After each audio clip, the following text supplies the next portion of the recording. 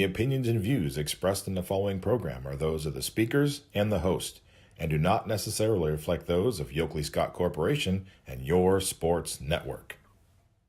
Yeah, I've been closer to Jesus before, so can you help me out? Oh, can you help me out? Am I on my own? Am I on my own? But can you help me out?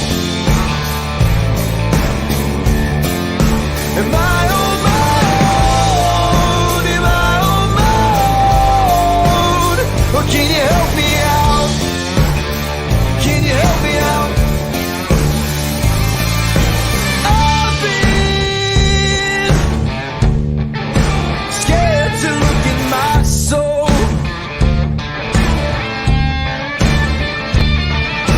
I've been afraid I would follow the road. Yeah, afraid of the things I've been told. And hello, everybody. Welcome inside a Wednesday episode of Running Point on ysnlive.com. Brought to you, as always, by our good friends over at Greenwood Chevrolet in Austintown. I'm going to go ahead and put them in the top right-hand corner so you know where to go if you are in the market for a new or used vehicle. Greenwood Chevrolet, their logo is going to be a part of Gary's box right there. Greenwood Chevrolet in Austintown. Anthony Hartwig, Gary Altizer, Scotty Mincher. Always a fun Wednesday. It is Wrestling Wednesday, episode 6 already. Episode 6 already as we dive into week 6 of the wrestling season. Scotty, Gary, how we doing today? Doing good. Oh, I like that unison. Just have that locked down. I like it. We do not have a guest today on Wrestling Wednesday, and it's completely my fault, to be honest, because we had the scheduling. We had it locked down for a pre-recorded interview to get someone on, and Anthony completely forgot that he had to do a game last night. So I was like, oh, yeah, we'll schedule it for Tuesday night. We'll be fine. And then here comes Monday afternoon. I'm like, wait a minute. Wait a minute. I'm kind of busy on Tuesday, and so we had to shift. And but I'll just say it. I'll say I'll let it leak. We are very dedicated to trying to get Micaiah Newland on from East Liverpool very soon. It's gonna happen. We're locking it down. We're trying to dot the T's, cross the I's, but we are going to cross the I's, dot the T's. What am I doing?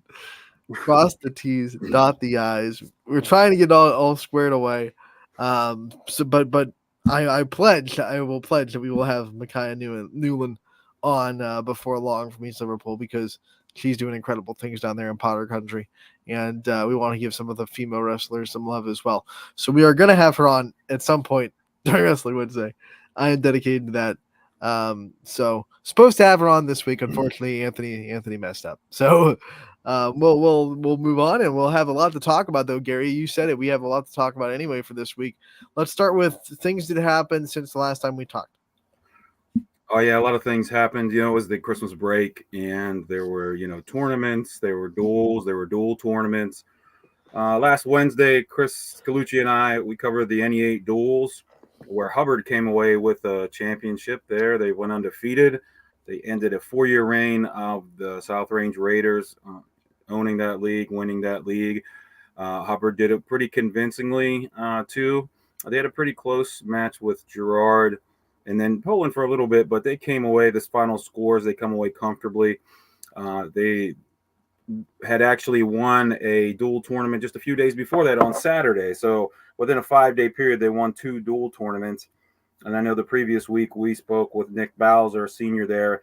He said he was excited to possibly have a chance to win that Laker Shaker Pontoon Valley dual tournament because he had never been part of a team tournament champion since he's been wrestling in high school, and he was able to get 2 of them in 5 days. So that was the first thing that that happened that I have written down here. There was a lot of other stuff going on. Every year in Wheeling, West Virginia, they have what's called the Wheeling Park Duels, where there's, I don't know how many teams, dozens of teams that come in and they wrestle in a big duel tournament over a couple of days. It used to be at the Wheeling Civic Center, which is their minor league hockey team's home. and they would roll out 8 mats, and they would just have a dual tournament all weekend long, where it's one team versus another. It's not like a regular tournament where there are brackets for each weight class. And we had a couple of YSN teams there. Canfield they did actually pretty well. I believe they finished 4th overall. They went 6-3. East Liverpool was there. They went 4-4, and Southern Local went 2-6. And there's some really stiff competition there. A lot of the teams there are complete teams from top to bottom. You don't get in that tournament usually if you've got holes in your lineup or you're missing a bunch of weight classes. So that's a good weekend of wrestling there.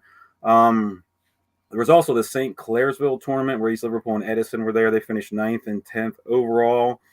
And then there was the big MIT, the Medina Invitational tournament. That's a very difficult tournament, one of the bigger and more difficult tournaments in the state of Ohio.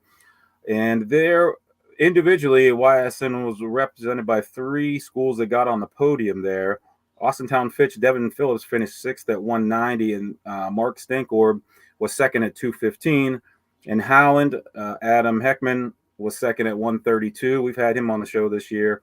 And then for South Range, Tyson Seaschultz was 2nd at 175.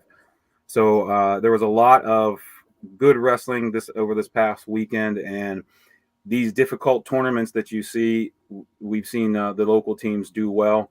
There was also the Kenston Invitational Tournament. Boardman took 16th out of 30 teams. That's a huge tournament there. At 113-pounder Anthony Catullo placed 4th at 113. Their 150-pounder Max Swidka placed 5th. Willie Rankin 7th at 132, and Quinn Swabble 7th at 190. Please forgive me if I'm mispronouncing names. And then also Pymatuning Valley was there. They finished 21st out of 30. Brendan Moore was 4th at 175. McCowan, their 126-pounder, finished 6th, and Claypool, their 150-pounder, finished 6th as well. That's all I have as far as results go from the past weekend. Man, Gary, you weren't kidding when you said right after that New Year wrestling hits the ground running. I mean, here we go. All those results. Let's just rewind and go to the NE8 duels that you were at, the championships. So Hubbard got the win, and like you said, knocked off 4 in a row from South Range previously. Yes, yep, that's right. What did you see from Hubbard as a unit to be able to do that? Like you said, pretty handedly as well. They were solid from top to bottom. They didn't have any holes that I saw. Every kid that I saw went out there. They went out there. They wrestled hard. I don't believe they had any forfeits. I don't know if they had any weight classes that weren't filled. In a dual tournament, that's huge. So they had all 14 weight classes. As far as I know, they were all filled. And then every kid went out there and wrestled tough. There was nobody going out there that was a pushover for any of the other teams. They all went out and wrestled tough. There were some close matches that they won, but they got a lot of pins. And pins get you bonus points. The most points you can get in a match is 6 points, and that's by pinning your opponent. And they did that in most of the matches that they won. So they look like a very solid team from top to bottom. I know that their coach, I just saw when he was presented the plaque for winning, you could just see it in his face that it'd been a long time coming there. Them guys have put in a lot of hard work.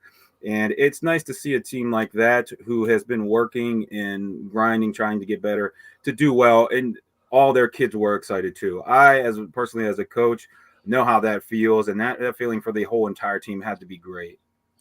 When you watch Hubbard in this NE8, I mean, talk about how strong you think the conference is. You said Gerard put up some good showing. Obviously, South Range is always good. Poland had some good showing. What do you think of the NE8 as a whole and in those duels, and how impressive is it that Hubbard was able to beat these teams and win? Oh yeah, I mean they're all solid teams. They all have a pretty good tradition there. They've all got I'm sure they've all got many state placers and state champions. Gerard had a state champion a few years ago. I know Nick Bowser wants to be a state champion. Poland's had several state placers and in the grand scheme of things, the Poland wrestling program is not that old. It's one of the younger programs in the area as far as total time that they've been around goes. So yeah, they're represented well. I know they're down to 4 teams now. I guess Jefferson was in the NE8 and they dropped out from what I understand. Yep. So it was a round robin of 4 teams. So each team wrestled 3 times. So I'm sure they're going to be looking to get somebody else in there to fill out that pool of teams, because I believe there's only actually 7 now total. Is that 7 right? total. South Range, Hubbard, Struthers, Lakeview, Poland, Niles. Gerard, Niles. Yeah, so I'm sure somebody else is going to jump in there. That looks like a great league for really all sports. Yeah, and Jefferson is now in that CVC where it's broken into like 3 or 4 different categories. I forget which division of the CVC that Jefferson is in, but they went back up to Ashtabula County to play in that and be a lot more geographically making sense, playing teams like your Edgewoods and your Pie Valleys and your Grand Valleys, those teams up there that are a lot closer to Jefferson than anyone in the NE8 was. Those bus rides every day for Jefferson were, here's an hour-long bus ride for a conference game, here's another one and another one. And it was funny, teams would complain about having to go up to Jefferson like once a year, but Jefferson's like, hey, wait a minute, Yeah, we have exactly. to make that trip all the time. Right. Jefferson's still a great wrestling program, still a good boys basketball program. They're putting up a lot of offensive numbers as well. So still keeping an eye on Jefferson. They're still a YSN team, just not in the NE8 anymore. But like you said, great NE8 wrestling, 4 teams in a round robin of 3, and it's all fun and good. Let's talk about these tournaments a little bit more in depth. Big one, especially that one you said 30 teams in it. The Boardman went down to, and they finished 16th out of 30. Yeah. 30. When you go to a tournament like that, obviously you never don't want to win, but you go down there and you don't. Like, I'm assuming winning that tournament is not like the one goal that you have. You want to go and expose yourself to as many good wrestlers as possible and get your kids properly tested, properly exposed to that level of wrestling.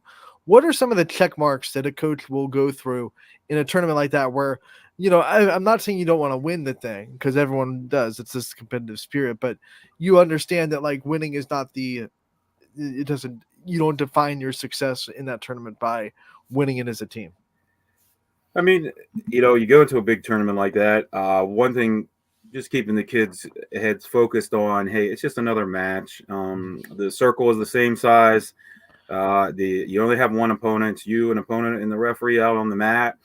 Don't let it intimidate you just because there are a lot of teams here. There are big teams here, or those kind of distractions. Just keep yourself focused on, wrestling one match at a time and the guy that's in front of you, because that's the only thing that matters at that exact moment, is the guy that you're wrestling in front of you.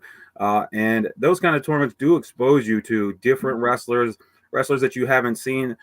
Sometimes you can go through a season and head to tournaments and you're seeing a lot of the same teams over and over. To get into a tournament like that with 30 teams, there had to have been a lot of schools and wrestlers that Boardman and Pie Valley haven't seen and probably won't see again. And I'm sure that Coach Haiti from Boardman likes that, because it does expose you to different kind of wrestlers, and getting exposed to different styles and different wrestlers and different schools, and who have different philosophies in the wrestling room, or they have different moves that they focus on, or they wrestle in different ways. That's how you become a well-rounded wrestler. And if you can, I don't know if that was a 2-day tournament or not. With that many schools, you'd think it would probably be. I mean, if you could get 6 or 10 matches in over the weekend, you're getting a lot of mat time, and that's what gets you ready and prepared for the postseason. You talked about staying focused and not getting overwhelmed by the grandness of that site and how many teams that are there.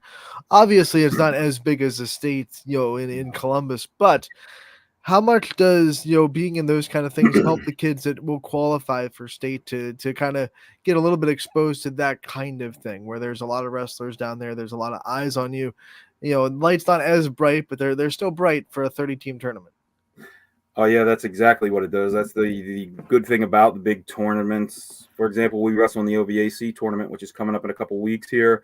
That is, or at least it was, the largest conference tournament in the United States for wrestling in the country.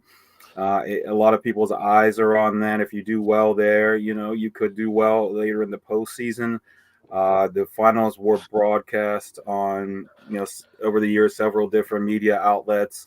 It's a good way to, if you want to get your name out there, to colleges, to, expose yourself to the possibility of, a future in wrestling after high school. If that's what you want, you make the noise at those big tournaments.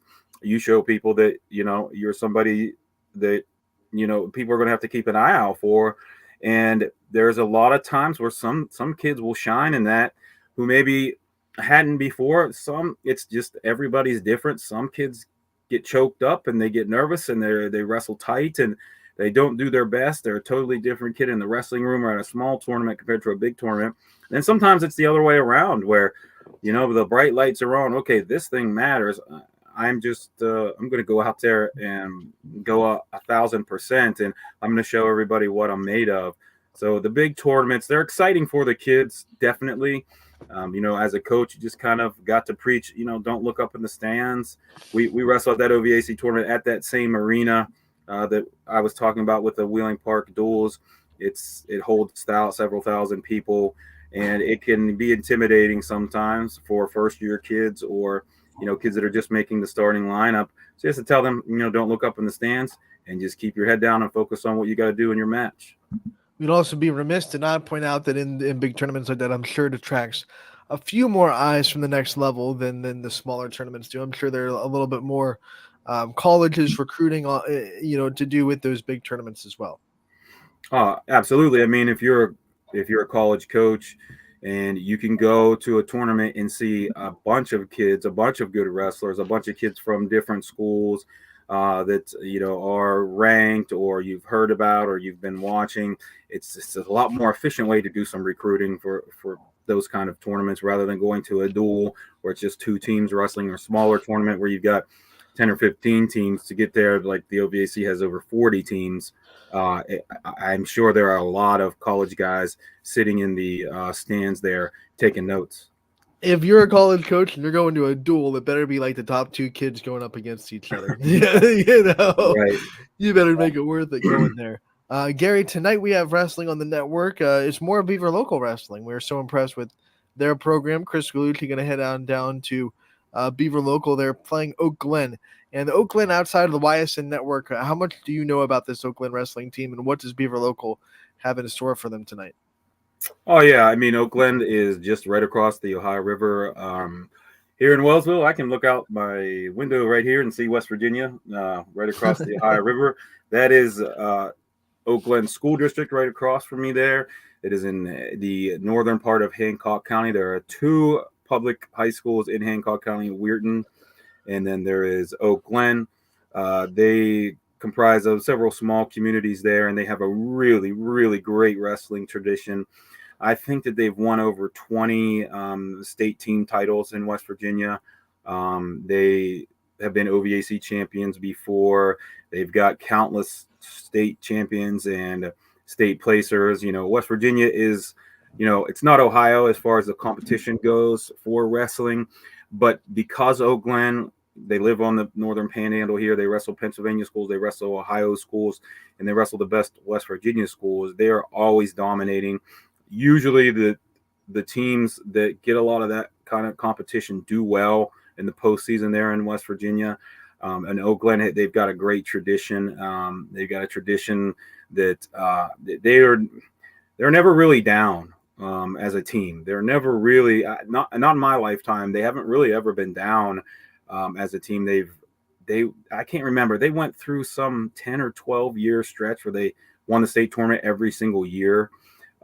So Beaver Local is going to have their hands full tonight, but I bet that's going to be a pretty close duel. I bet you that's going to be a one that would be fun to watch. Chris he's going to get to watch some good matches, probably some tight matches. You're going to see state ranked kids in two different states go at it. And these guys also both of these teams are in this OVAC tournament. There's going to be some matches on here that are going to matter for the seeding for that tournament that comes up here in 2 weeks.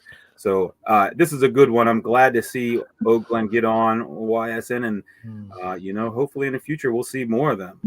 Hey, by the way, Oak Glen, if you're watching, if you're listening to this preview of this matchup tonight, and you want to be a YSN school, there's nothing stopping you. It's free to the school. We don't charge the school one penny.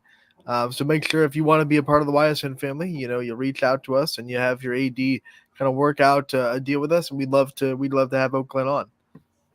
Yeah, it would be great to get them on because they're not just good at wrestling. They win state championships at volleyball all the time. Oh, yeah. They're a good school. They're a good athletic school, and they have a really strong following. They have a good community support there. It'd be a great district to get into, the YSN family, especially that wrestling team.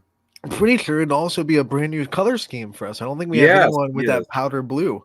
Powder blue and yellow. YSN Yes, that's definitely. You always like, right, Scotty? We always love the new color schemes. When we can add a new palette to the YSN closet. They were on YSN last night with the Wellsville. We played them in basketball last night. Yeah, so they're on the network quite a bit. What's that? So they're on the network quite a bit. Come on, join the family. Right, yeah. East Liverpool plays them a lot. Beaver local, Wellsville, yeah. Come on down. We don't care that you're in West Virginia. This is not Ohio Sports Network. We're in PA. We'll cross borders. That's right. Just had Beaver, a doubleheader from Beaver, PA, last night. Well, Beaver Bobcats, a brand new member of the YSN family. Always want to remind people that to go check them out. Noah Doty had a great time down there in Beaver last night for the boys and girls doubleheader.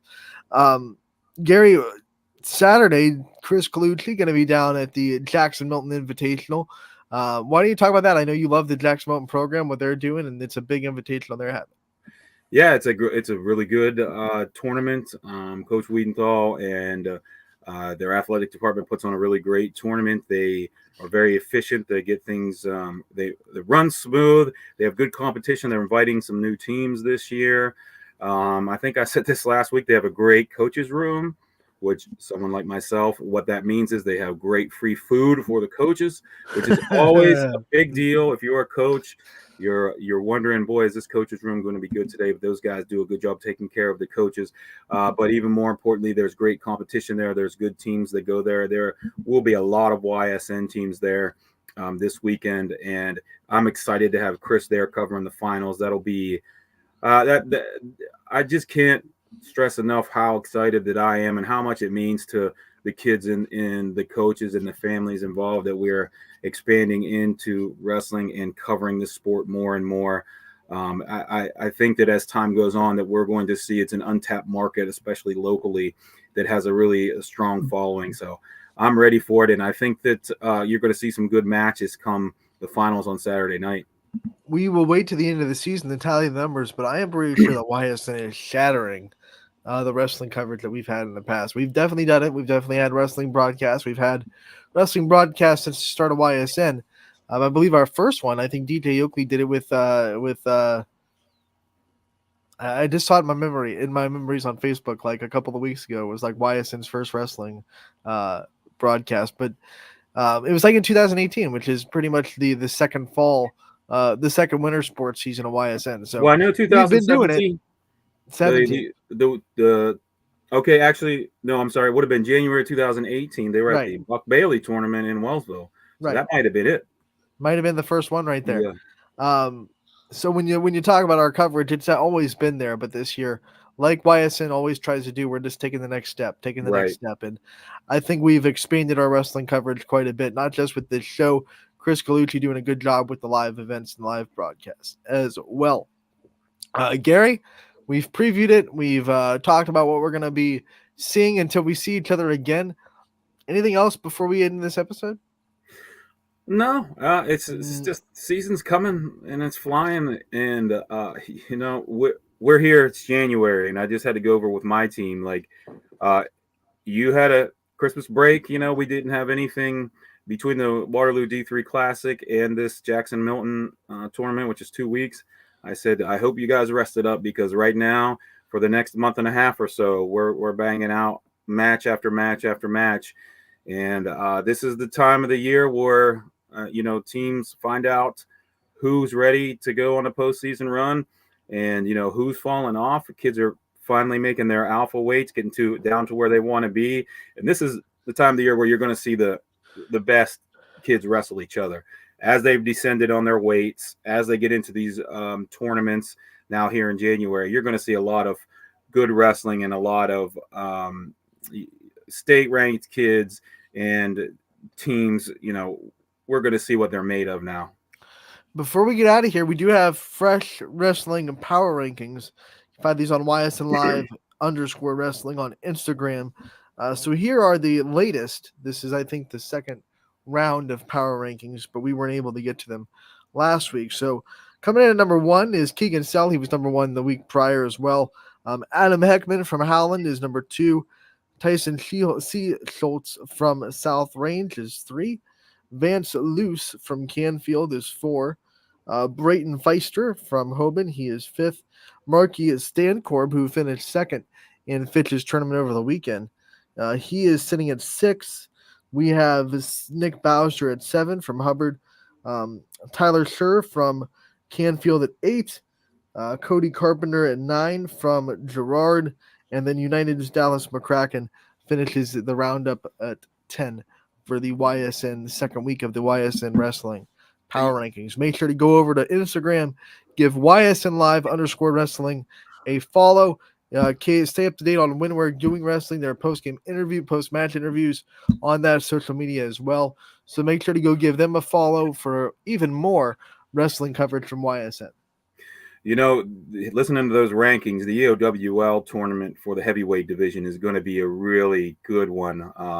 You mentioned 3 guys there: Canfield, Hubbard, United, 3 state-ranked guys, 3 highly state-ranked guys. That's going to be a fun one to watch, to see who comes out top of that heavyweight 285 division there. We're anticipating it. We know that that EOWL, there's bragging rights on the line for sure. We're going to take a break as that concludes episode 6 of Wrestling Wednesday. Gary, as always, you're welcome to join for the second half of the show. We have scores to recap from basketball last night. And then, as always, we try to see what's on Scotty's mind. We take a trip into Scotty's brain on the Magic School Bus of Running Point. Join Miss Frizzle on the red. Fun, right? What? Always fun, sometimes always dangerous, fun, sometimes dangerous. But like Darkwing Duck, we get dangerous here on Running Point. We'll be right back. Don't go anywhere. Brought to you by Greenwood Chevrolet in Austintown.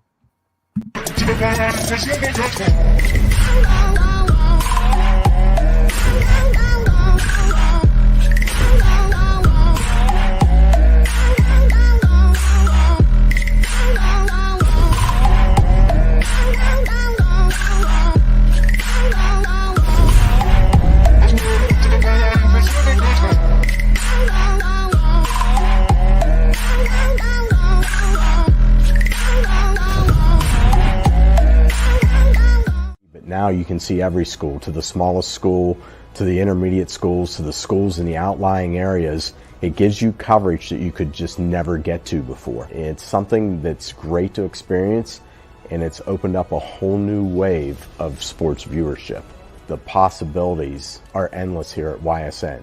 Push the envelope every day. Try something new. If it works, great. If it doesn't, well, let's try another angle, and we just keep moving forward. My name is Mike Ackelson, and my sports network is your sports network. What can you do on over 5,000 acres?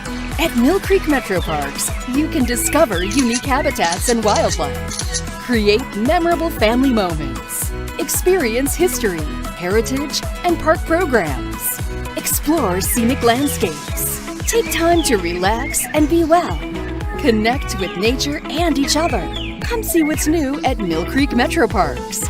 Plan your trip now at millcreekmetroparks.org.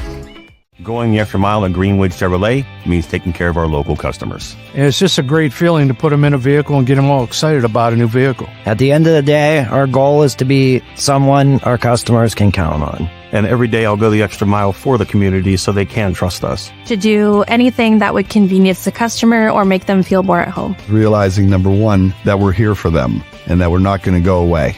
That's what going the extra mile means, only at Greenwood Chevrolet. Welcome back to Running Point on Greenwood Chevrolet. Perfect timing to hear from them right at the end of that break. Anthony Hartwig with you, as always, on Wednesdays. Gary Altizer next to me and Scotty Mincher below me there. Greenwood Chevrolet goes the extra mile for you. We do the same here on this show every single day. And we are going to do it today by hopping into the scoreboard from last night. We had plenty of basketball go down. Boys and girls hoops were both in action. Let's bring up that scoreboard on ysnlive.com/scores, which is presented by Scotty. What's it presented by? Greenwood Chevrolet. That's our show. What's the scoreboard presented by?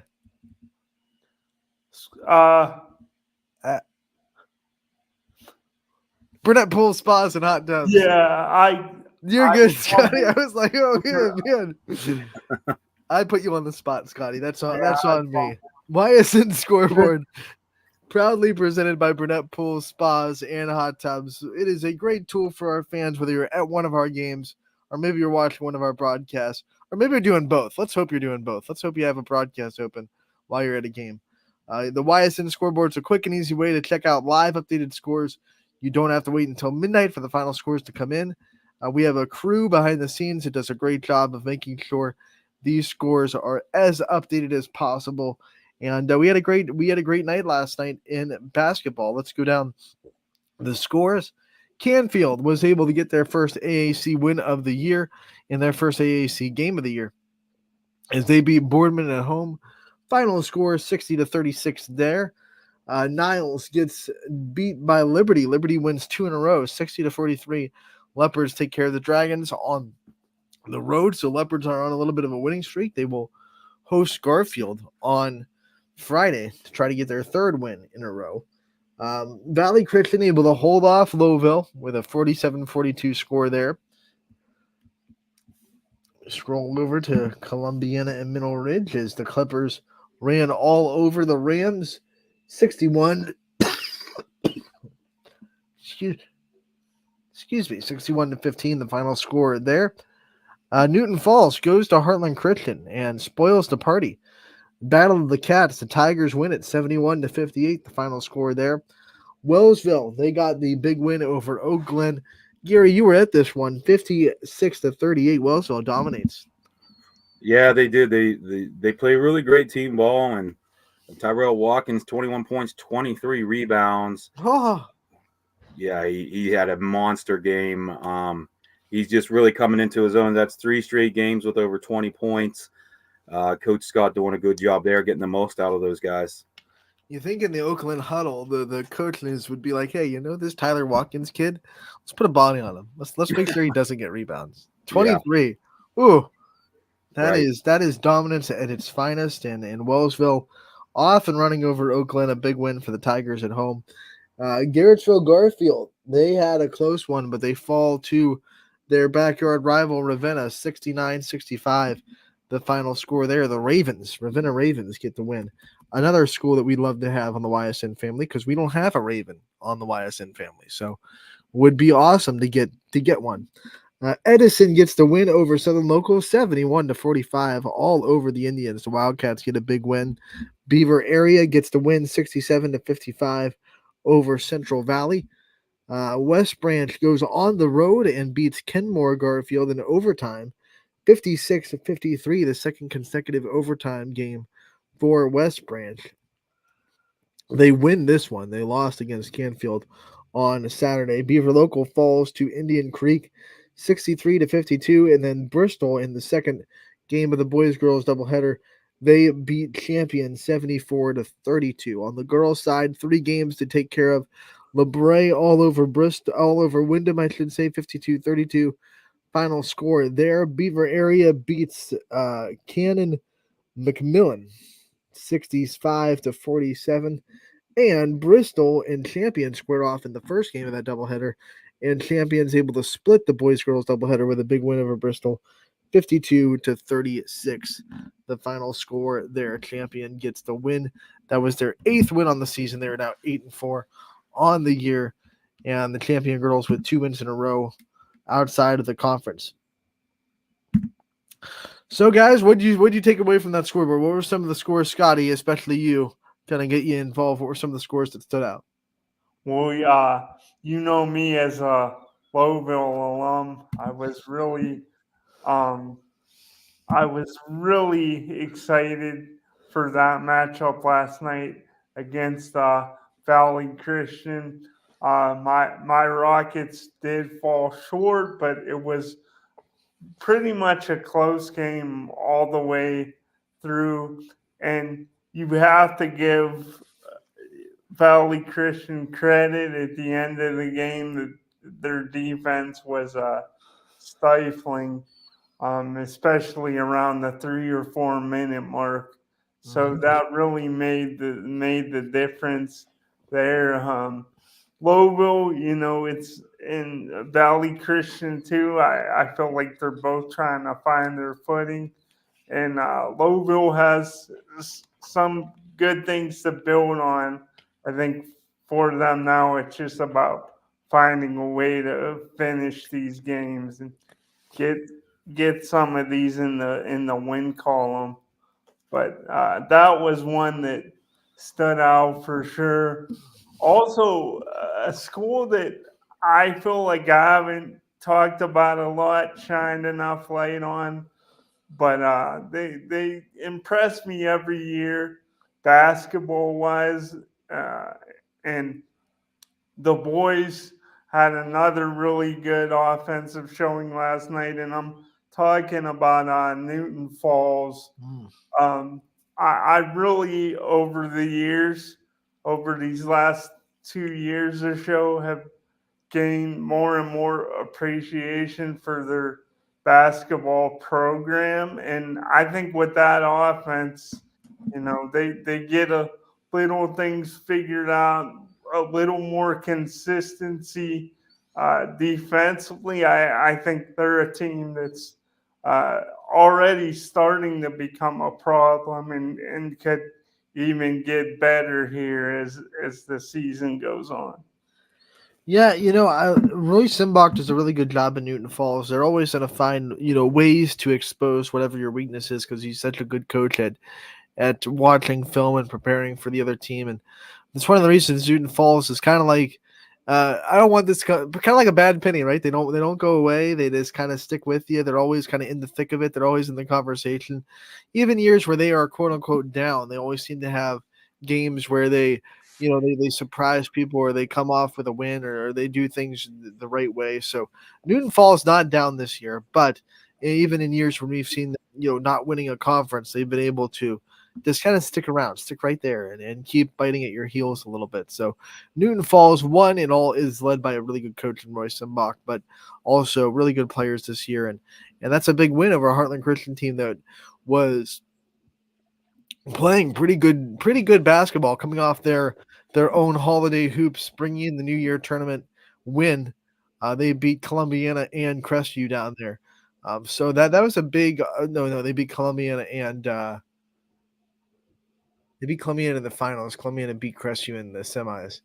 McDonald. They beat McDonald and Columbiana in those two matchups in their tournament after Christmas break. Both of them were really good offensive performances by Heartland. So they were really playing well going into that game, and then Newton Falls offense was just too much. Their defense didn't stop the Lions really. Lions were still able to score, but Newton Falls just too much offense for the Lions to handle. So that's a good call, Scotty.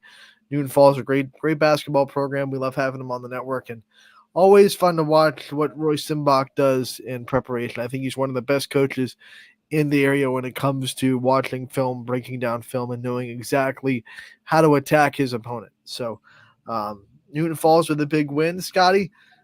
We go into our next segment, though. It's all about you, buddy. It's all about what's on your mind today. And like we always say, that's could be fun. It could be a little dangerous. What's on your mind today? Yeah, you guys, you both, and I'd like Gary to chime in on this as well. But you both talked about, like, as far as parity in sports and how it goes. You talked a lot about wrestling and the good programs and how certain kids, when it comes to the bright lights, they really shine. And then other kids, maybe they struggle in the bright lights. They get a little tight and they're not themselves. But I guess kind of going off of that, obviously you need the horses. You need the athletes. You got to have talent that goes really no need to mention that, but you need the talent. But what do you guys think it takes as far as the consistency and just having those kind of building that winning culture year after year, because culture is a word in sports we hear get thrown around quite a bit.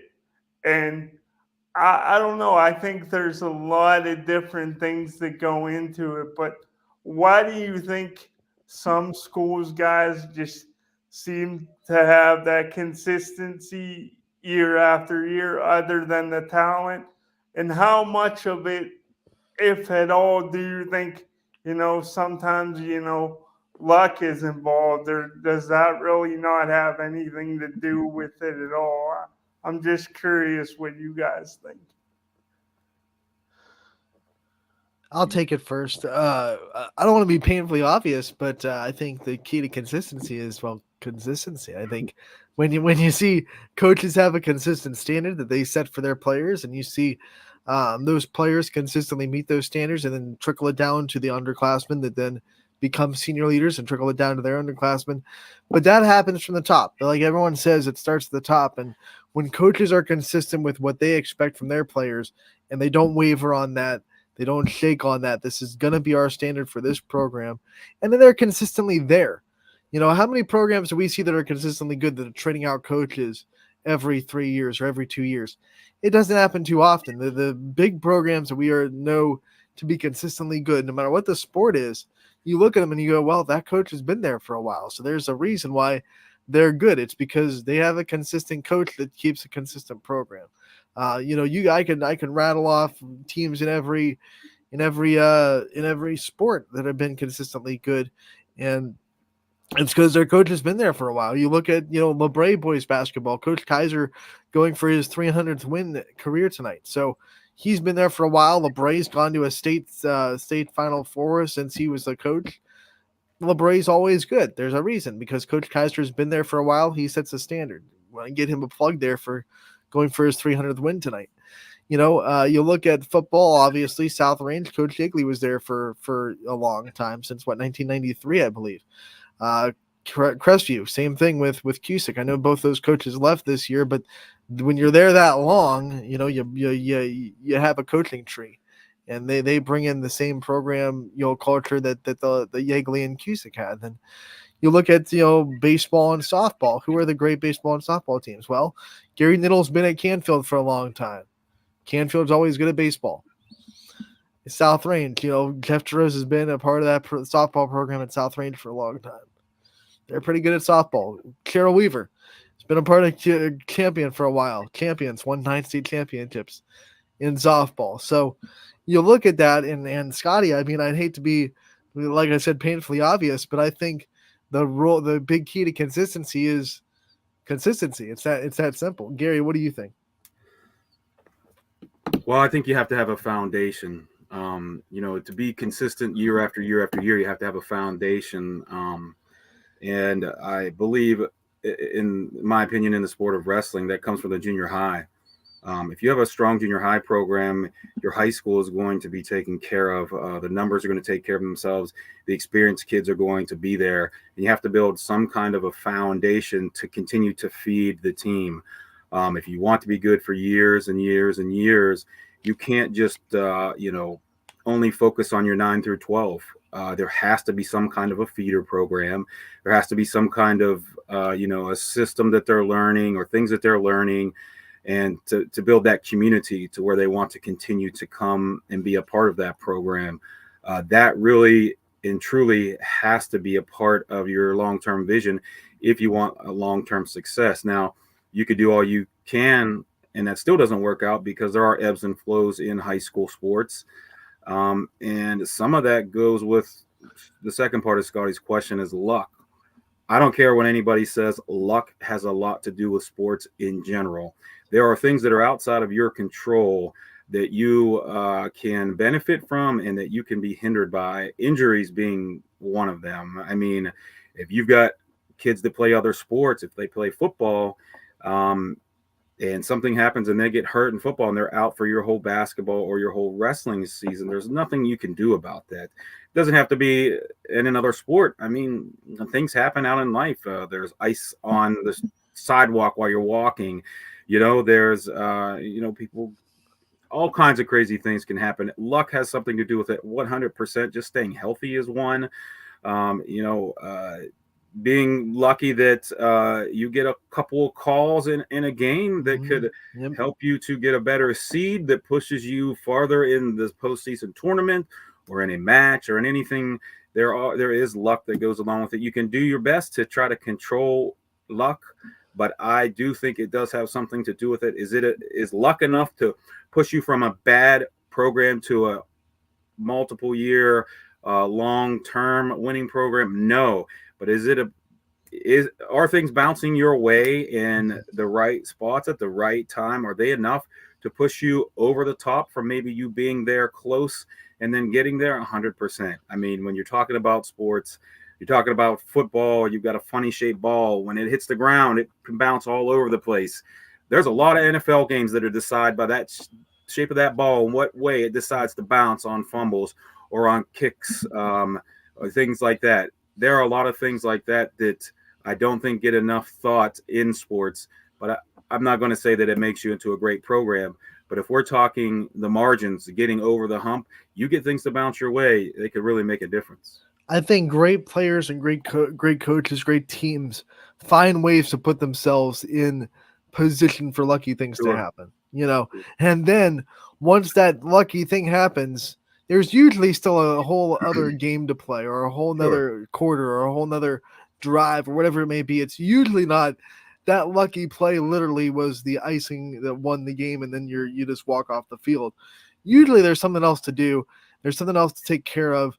And you see these players just take advantage of those lucky situations when they're great, but you're not going to find a great athlete that hasn't had a little bit of luck in his career. Absolutely. I mean, you can go through every sport, every GOAT in every sport. They've all had a little dash of luck sprinkled on, and that's not a knock. And I think people see luck as a knock to say, well, they got lucky. Well, everyone gets lucky every now and then, but you don't get lucky for 20 straight years and be right. That's not all luck, but you can't ignore it and say there were some things that were pretty lucky that went their way. Even like if you win a game on a field goal, if it's a long field goal, I consider that kind of luck because 55-yarders are kind of 50-50, Yeah, well, if you put yourself in position by building a foundation, by building a program that people want to be a part of, you show the kids that you care about them. Then when you've got things put together and done all that you can, and it's one of those years where things are falling your way, the calls are going your way, the bounces are going your way, you've been lucky enough to stay away from injuries. When all those come together while you've done all that you can, that's when you put together championship teams. That's when you put together getting over the hump, winning your league, going deep into the postseason, having success. So you put yourself in a good position. Eventually, good things are going to come. Yeah, you're going to have unlucky bounces too, but hopefully you've built enough longevity that you're there consistently enough that when the balls do bounce in your way, things put you over the top. Right now we're in the football society. Everyone loves Tom Brady. They think he's the GOAT, but let's look at the Tuck Rule, right? I mean, like, if that game doesn't go that way, what does the rest of Brady's career look like? We don't know because it went his way. The Tuck Rule was a lucky break for Tom Brady, but he took that and he ran with it. He won that game and then won the Super Bowl. So, you take your lucky breaks and then you use them. You take advantage of them. You have more work to do after you find that lucky break because it's not luck. It's luck. Take advantage of it for a while, then maybe a year or two later you get another lucky break and another lucky break. But you're always just taking advantage of those lucky breaks to go win games and to go win seasons. Yeah, look at the Detroit Lions. They Right. were unlucky to have an official that he kind of let what had happened during the whole game kind of cloud him in his judgment, I guess you could say. Number 70 had reported eligible all game. Number 70 is running towards the ref, but number 68 standing in front of him and reports eligible. He sees number 70 coming. He associates the guy that's been reporting all game eligible as who's eligible, and he runs over and tells the defense that that's pretty unlucky for Detroit. had they had a different ref, maybe he doesn't do that, and they win that game, and they have a chance to be a higher seed in the they play. still could have, like, they still went for 2 after that, which kind of boggled my mind. I was like, hey, just kick the field goal to the tie. Right. Yeah. After something like that happens, I'm like, well, mojo is not on our side right now. No, let's just go for the tie. Come to a point where you don't press your luck, man. Right, don't press your luck. Take the field goal and play for overtime. At some point, the advanced analytics stuff is personally driving me nuts anymore. You're going to jump out of a burning building because it's 10 stories high, because that's a quicker descent to the ground than running down the steps. I sincerely hope not. There are times that you could be aggressive on the football field, and there's other times where, hey, how about we don't go for this 4th and 6 at our own 20? Because those advanced analytics stats are usually compiled by the best teams, because the best teams are the only ones that are trying those things. So if you're a terrible team and you're going by the advanced analytics that have been compiled by the best teams, you're not going to get the same outcome. Chargers. Yeah, exactly. I'm sorry. Let's can you imagine if you were in the 10th floor of a burning building and you looked out the window and you were like, well, there's an awning down there and there's also a dumpster, and my analytics say that there's a 33% chance that I'll actually be able to survive that fall. Yeah, I'll get down there 3 minutes quicker than running down the steps, so I better take this leap here. Yeah, exactly. Luckily, sports is not life and death. Right. And that's not how we do things, but that's a dang good analogy. Scotty, what's your take on your own question? I mean, I'm gonna flip it on you because I always like to do that. I think I do think luck sometimes, I think it has a little more to do with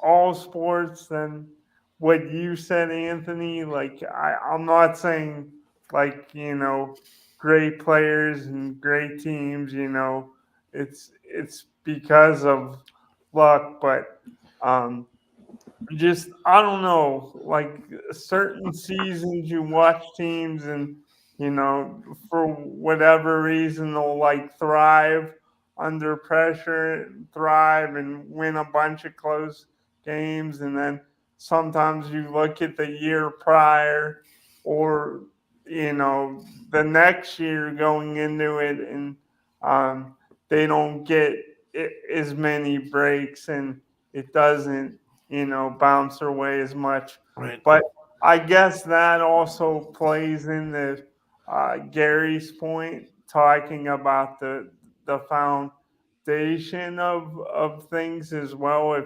If you have a solid foundation, you're gonna be able to have that stability and continuity be good for or at least be in the conversation and be a program that's a threat or a contender, however you want to look at it, for for years and years.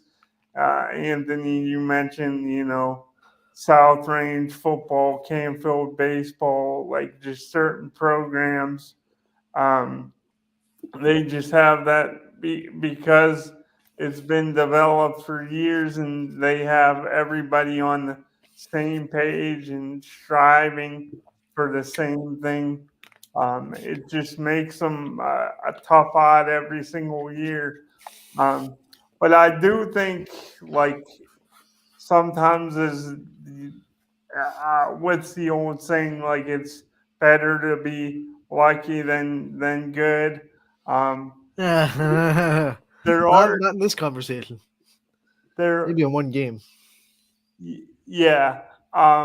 There are times I think wow, that does play a and sometimes the human element, there's air, I don't know why this popped in my head, but the egregious, I think it was a non-PI call in the NFC Championship, the Saints and Rams, and it would have sent the Saints up for an easy field goal, and they would have been going to the Super Bowl. Saints still had the ball after that play. So that wasn't the game-ending play. People forget that. It wasn't, but no. Drew Brees had other chances. he The did, Saints were the but most unlucky team in that stretch ever. Like they had that, they had the Minneapolis Miracle where the guy all he has to do is make a hit on Justin Jefferson Jefferson. All he has to do is make a hit. I mean Stephon Diggs, and he just whiffs on him, and then he runs for a touchdown. You know, like all you have to do is just hit him. You know, just hit him. You don't even have to tackle. He's right on the bounds. So you hit him, he's going to step out of bounds. Nope, Yeah. you whiffed on him. I don't know what he was doing. He whiffed, and then that's kind of luck, right? That's luck a little bit for the Vikings because guy went for a tackle, I guess, with his shoulder. He whiffed, and then Stephon Diggs runs for a touchdown. You know, that's luck. It's a little bit of luck on your side. Some sports are a little bit more lucky than others. You look at baseball. How many times do you come up with the bases loaded, a game-winning situation, and you hit the ball hard? You do everything right, but you hit it right to a shortstop or you hit it right to the left field. It's like, what can you do? It's baseball. Baseball is built for a little bit of luck. Yeah, and I think maybe more than any other team sport, I think you can make a case. Because look at all the teams that dominate. I mean, this year was a perfect example. We had 3 100 win teams that were knocked out. So, I couldn't believe there were people on the internet was like, why are we even playing the regular season? It doesn't matter. It's all about what team is just gets a little bit of luck in the playoff. Well, yeah, that's baseball. That's what makes baseball fun. We don't have dynasties in baseball. You can't, even though people try, you can't buy a World Series. You can buy a regular season. You can have a lot of good players that you buy and have a huge regular season, but it's hard to buy a World Series, and it's really hard to buy like 3 in a row. I mean, when's the last time someone won back-to-back-to-back World Series? Yeah. You don't see dynasties that much in baseball.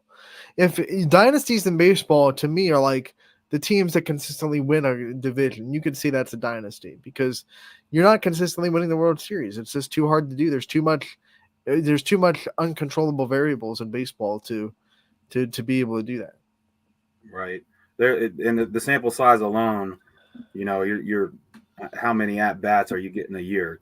Right. 600. I mean, you got to have luck. Just the way the ball that it goes. If you're unlucky, a lucky batter and an unlucky batter, the difference it probably makes a huge difference to that team just by the sheer volume.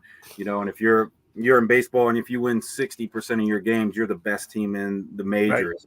Right. Playing 162 games, however many 4 at bats a game, it's one of those sports where if you have good luck, you're going to have a great season. You just have good luck in the postseason. That's why in baseball you just get to the postseason. That's all you have to do is get there, and then let the dice fall where they might, because you can be that team like the Diamondbacks last year who came out of nowhere a little bit and got to a World Series. All right. Or you could be like the Giants and win 3 in 5 years. Oh yeah, all in odd years. Thanks for bringing that up. So fun. Yeah. Madison Bumgarner comes on and pitches 5 innings of relief 2 days after starting. It's real fun. Real awesome. Love it. Hey, you did push them to 7 games. But... You know what? I would have just sent Alex Gordon because the odds of getting another hit on Bumgarner were like, you know what? Make them make a good throw. He was dead by a mile if we sent him. But hey, what if they? I think it would have been a better chance for them to make a bad throw home than try to get another hit on Madison Bumgarner. At that point, he was unreal. He was a robot. What made me mad is like then he didn't do anything the rest of the next year's. Like he kind of fell off the cliff. I was like, where was this guy? Where was this guy? But he got 3 rings, and he was. He was good. Those were some fun years, and I nearly had a stroke in that game, that KC game where I can't remember the outfielder for the Giants. I think he kicked the ball when he went to get it to throw, and I thought that. Well, yeah, that was the 9th inning triple. Yeah, where he missed the ball and went all the way to the wall. That's what I'm saying. Like, you know what? He's probably out 9 times out of 10 if you send him. but it's a better chance than Oh, I than see what trying you're to get another saying. hit. Yes, I thought for sure Just they were send going him. to send him. I couldn't believe You they know? didn't, and my heart was. Oh, I literally thought I was going to have to go to the hospital that night. That was a World Series where the Royals swept everybody. Like they were Yeah. the wild card team, and they were the home wild card team. They were down 7-3 in the wild card game. They win that, and then they just sweep the Angels like they're nothing. The 1 seed, the best team in the American League. They sweep them, and they sweep the Orioles all the way to the World Series. And, yeah, that was crazy. And then we seeing win Game 6, dominating, and I'm like, okay. Seeing that outfielder's face after, they showed him after he threw the ball, and the look on his face was, sheer oh panic. my God, yes, he was. I can't imagine, like, being in that situation where you make a mistake like that and you have to recover from it. It reminds me of this weekend what we saw out of the kid from Michigan that dropped that punt. Oh yeah, a 1 yard line, was able to grab it just before getting hit. Like if that goes any other way, Alabama wins that game, and we're talking about a completely different story. Yep. Props to that kid for making that mistake, and then man, the panic that must have been going through his mind. Oh man, I couldn't imagine. Yeah. I mean, if he bobbles that ball and then gets tackled, it's a safety, and they lose anyway. Right. So what an incredible play to grab that ball right before getting hit. You make the most out of your mistakes, right? That was almost a lucky play for Alabama. Didn't work out that way. Yeah. All right, let's go into the preview of tonight as we are in overtime, but that's okay. We can go in overtime. 2:02 on the clock. We got caught up with some conversations. Let's go into the Burnett pools, spas, and hot tubs. Man, do we need a hot tub in this winter? I'll tell you that much. Scoreboard for Wednesday until January 3rd. Got some girls and boys basketball on the network tonight. And we start with Lakeside hosting Grand Valley, Canfield, and Boardman. First game in the AAC, and that girls basketball conference is going to be really, really fun. That should be a real good one in Canfield between the Cards and the Spartans. Edison hosting Connaughton Valley. You have East Liverpool going to Wellsville. You got the Holy War round 1 between Ursuline and Mooney and Cardinal Mooney tonight. You have Warren Harding going to Fitch to start off AAC play for those teams. You have Orange. They're hosting Cornerstone Christian. You have Lordstown going to Jackson Milton. Howland going to Girard. No, and doing to Green. I'm sorry. That's the wrong Power G. West Branch going to Minerva, and then Salem goes to Alliance tonight in girls basketball. Boys basketball, we have Lordstown going to Latonia. So both Lordstown girls and boys teams in action tonight against Ysn schools. Badger goes to JFK. That'll be a fun one. Duncan Moy trying to, keep his average of 30 points per game. He's going to need it against that JFK offense that has so many players that can beat you. East Palestine will go and travel to Sebring tonight. Edgewood goes to Brookfield for a battle of the Warriors. You have Girard at Camel. That should be a fun non-conference game. Hubbard goes to LeBray. Like I said, Coach Kaiser for LeBray going for his 300th career victory for the Vikings. So good luck to him in that endeavor. He's going to get it, even if he doesn't get it tonight. He's going to get it eventually. And then Waterloo goes to Wyndham tonight to cap off the schedule for boys and girls basketball. Let's get to the announcers. Who's going to be there? Who's going to be out tonight for your games? And who's going to be calling them? Girls basketball, we have Tyler Hartz at the Grand Valley versus Lakeside game. Gary, you're going to be at Wellsville for East Liverpool and Wellsville. I'm going to be at Mooney for the Holy War round 1. You have DJ Oakley at Boardman and Canfield. That should be a fun one. Ty Bartell going to be in Fitch for Warren Harding coming to town. Boys basketball, Larry Scragg going to be in Latonia for Lordstown and Latonia. Dom O'Brien going to be in Warren JFK for Badger coming to town. The Figley brothers going to be traveling with East Palestine to Sebring. You have Larry Jennings going to be at Brookfield for Edgewood Brookfield. Chris Sigler going to be going to Campbell for their game against Girard. You have Matt Porter going to LeBray for that one. And then you have Chris Colucci going to be wrestling Beaver Local in Oakland. We already talked about that. So those are going to be the events on YSN Live tonight, ysnlive.com. YouTube.com/live is where you can find them. Make sure to tune into the games tonight. Thank you so much for tuning in today to Running Point, brought to you by Greenwood Chevrolet in Austintown. We will be back tomorrow from 1 to 2 to talk about all of this. Gary Altizer will be back next Wednesday, so will Scotty for another episode of Wrestling Wednesday. It'll be episode 7. Can't wait for that.